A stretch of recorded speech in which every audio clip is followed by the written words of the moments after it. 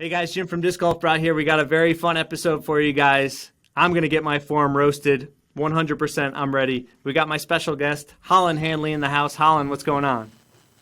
Hey, what's up, Jim? Not much. Just ready to absolutely shred your form. I'm not sweating. It's just like really hot in this building or something. I don't know, but I'm ready to rock. So, Holyn, you've been doing a lot of your Pro Tips Tuesday that are incredible. How long have you been playing, for those that don't know you, and how seriously do you take form? How critical of your form are you? So I've been playing for about 3 years. I take form very seriously. That's like, if you want to throw further, if you want to throw more accurately, it's all down to form. You can't make up for bad technique. It's probably the answer to all of your disc golf problems is to go look at your form and figure out what you're doing. So take it super seriously. And especially right now, being in the off season, like I'm hyper critical of my form. When I'm in season, I don't care. I'm not looking at it. I don't care if it's bad or whatever. I'm focused on like courses and whatnot. But in the off season, I'm filming myself probably hundreds of times a day and like picking it apart at night and then getting right back out there the next day. So highly critical, you might say. You talk a lot about like just practicing in general. We'll get more into that, but not only are you practicing your form, you're practicing how to practice. There's so many layers to form, like what the definition of form, there's so many layers of it. So I took a couple of different videos that I wanted to send to you, and I'm excited to see how you tear it up. A little bit about me: I've been playing for 3 years, mostly forehand dominant. I've only kind of been backhand, leaning on my backhand for maybe a year or so. So, room to grow, you could say. But I'm really excited about nailing it down. It's really fun for me. It feels a lot easier than the forehand, and it makes a lot more sense in terms of like, physics and other sports. With a baseball background, I used to pitch baseball, so I feel like the mechanics are there. I just need to transition that into the actual form, I think. Yeah, totally. And I mean, I already kind of peeked at it a little bit. Definitely got some ideas for you to try. So do you want to just jump right into it? I think I'm ready as I'll ever be. All right, cool. I guess I'll share the screen. Cool. And I'll just share this one. All right, can you see it? Yep. Before we get into the form, where can people follow you and get more tips, and how can people connect with you? Yeah. So I'm most active on Instagram. You can follow me at Halls_17. That's HOLLS_17. Make sure you spell it right, because there are some fake accounts out there. So Halls_17.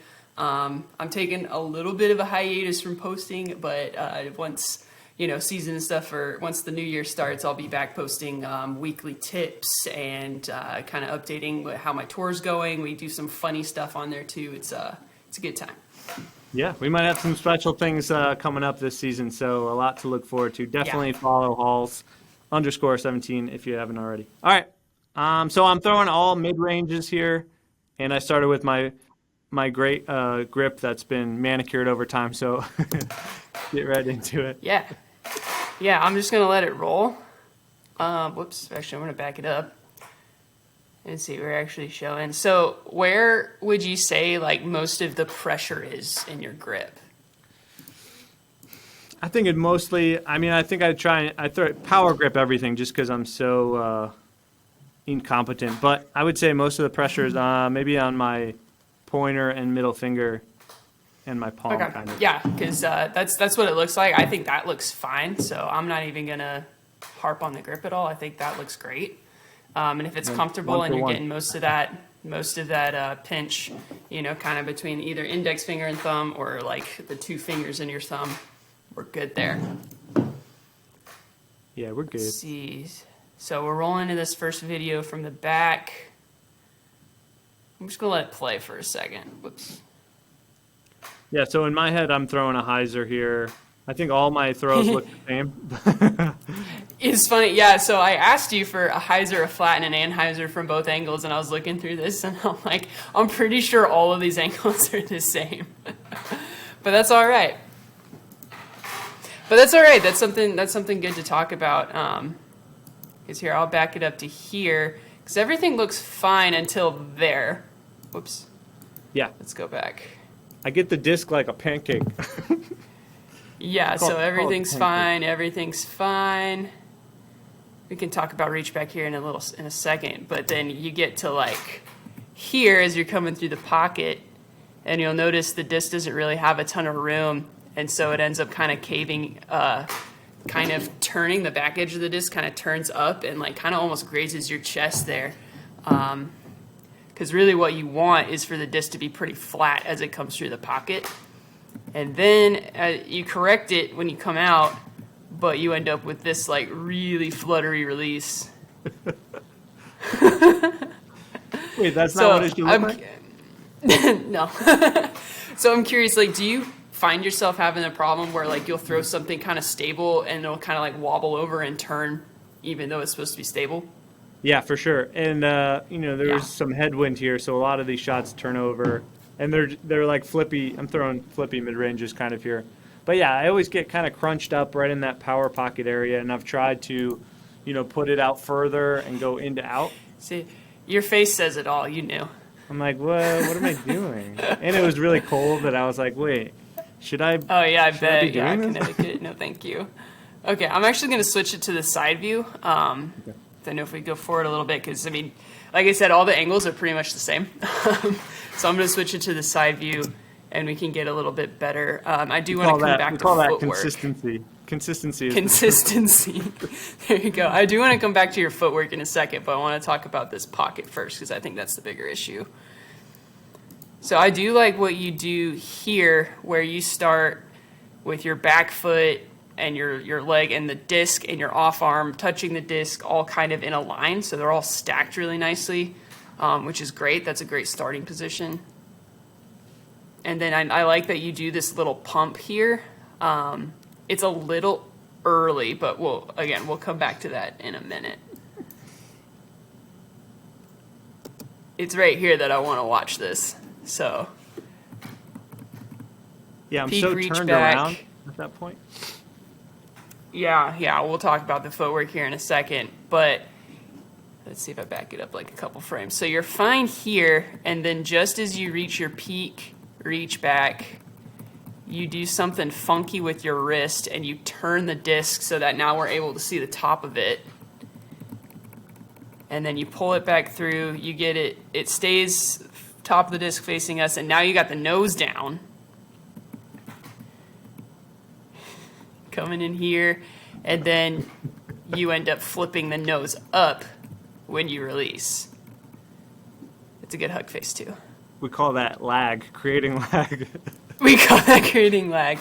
Yeah, so I think first thing to talk about here is going back into this reach back. So pretty much during this entire process, we never want to see the top of the disc. Now, this is something I've had problems with too, so don't feel too bad about it. But like, ideally, you actually want to see the bottom side of the disc. I can kind of show. But when you're reaching back, can you see me okay? Yep.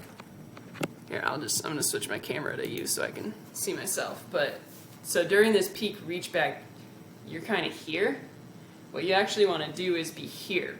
Because what happens is when we're here, if we look at my hand, when you pull through, your hand kind of naturally just switches whatever position. So if I pull through like that, I end up with the thumb down. If my thumb's down and I put the disc there, the nose is up, right? But if I just start back here with the bottom of the disc facing out, so now it's more pinky up, when I come through, I kind of end up with my thumb up. And look at that, that's a nose down angle. So I think the number one is that reach back position. I want to see you doing more of the bottom side of the disc facing out. And then it kind of turns like this as you come into the pocket.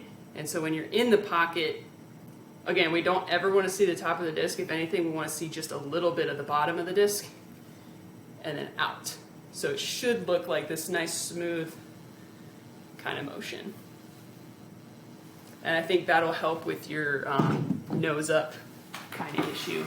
Now, the second thing I want to talk about is your hips and your footwork, because I think one of the reasons that you have this problem of like kind of bending the disc the way that you do is that you don't actually have enough space between the disc and your body. Because if we look here, if we make an angle from your shoulders And then with the top of your arm, this should be kind of making like a 90-degree angle. It should be like a box. We can go look at the side view again. So what I think will help you is, number one, reaching out a little bit wider. So instead of trying to reach straight back here, instead of trying to reach right straight back, actually reaching out just a little bit. So like I keep my torso in the same spot, but instead of being here, I'm out. And so when you're reaching back, you want to see this line and this line making at least a 90-degree angle, ideally a little bit wider. Because what that does is if I'm just reaching straight back like this and I start to turn, the disc either has to come out and around, or it has to like bend one way or the other in order to come through the pocket. But if I start here and I come out a little wider, once I start to turn, I have all of this room for the disc to come in the pocket without having to do any weird like wrist movements. So you want to reach back with the bottom of the disc facing out, give yourself plenty of angle so that you can just kind of come into this box position and then release the disc forward. So you've got kind of a prep step, and then we've got your first step, and then we've got your X step. So the problem here, and again I talked about that pump, and this kind of contributes to it, is because your heel is facing so far forward, you're actually getting your hips a little overturned from your target, right? So your target's somewhere off to the left here, and then if we continue forward, your back's completely to your target, which is not what we want. And so that's going to contribute to that kind of no space for the disc to come through. So if I'm facing completely away from my target and I try to come into my body, into the power pocket, I have to like contort my body to get out of the way. So I'm just what not we that want flexible. is for, you're just not that flexible, and that's fine. And so what we want is like that front foot needs to be like planted so that it's kind of perpendicular to your target. Let me see if I can switch back to my camera so you can hopefully see my feet. Yeah, I got a big staggered step going on. Yeah, which is fine. Like you want it to be staggered. Like eventually you want to be here, right? So if my target is this way, is over here, I want this. But what you've got is more like this. Okay, so what I think will help here, your first step is great, but your second step is too big and you get your foot pointing backwards. So what you can try to do is almost try to pigeon toe when you take this step. So when you come here, notice like if I point my toe inward, that's about as big of a step as I can take. And then when I come out of it, my foot's still going to be pointing either this way or a little bit that way, which is fine, but it's not going to be like this. And so you're creating the hip turn by putting this foot forward. So you've already got this like staggered hips happening. You don't need to add this element to it. So yeah, like on that second step, you can kind of pigeon toe a little bit and end up taking a little bit smaller step. And so what that does is now instead of my hips facing straight back like this, and I reach back like that, and I have the disc or my body's in the way, turn this foot in, turn this foot in, and I reach back, suddenly I have all the space in the world.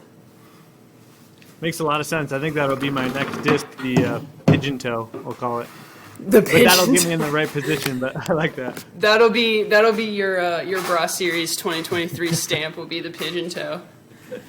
But yeah, let's see what else. Yeah, in my head, I'm going over so many different form things. Footwork is so important, and I think that's what, yeah, there's a lot of things, but.